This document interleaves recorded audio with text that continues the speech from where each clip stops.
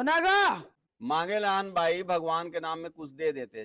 चावल है, चावल दे वहाँ। चावल मत दे, पैसा हुई पैसा दे दे, लड़का 2 दिन के खाए नहीं है। पैसा फरा थे का? धान आ रही थी तो 1 कट्टा धान ला दे रही थी। धान लत मुसवा खा दे। ले दे चावल दे दे। जय हो। चल दाई, भगवान के नाम में कुछ दे देते दाई।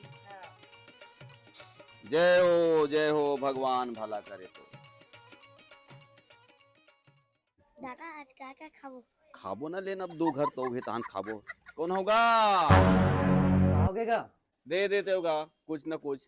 चाऊ रे चली ले दे दे भाई। जय हो जय हो। लागे है लेक सकुधर नहीं गा। अब ले ना कैसे करबे, अब मांगत आतन सकल आगे है तुम्हारे कस मैं आरू मन दे दीजगा।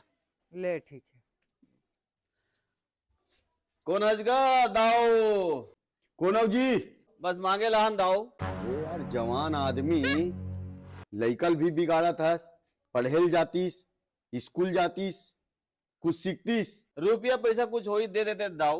कोढ़िया हो यार तुमन यार, काम चोर हो। जय हो दाओ, जय हो जय हो। राजा राजा, हाँ दादा। चल तो चावल खत्म हो गए, दुकान से चावल लाबो। ले चल। राजा यहीं ले लेते। हाँ। सेठ जी 1 कट्टा चावल दे तो। दादा। सॉरी।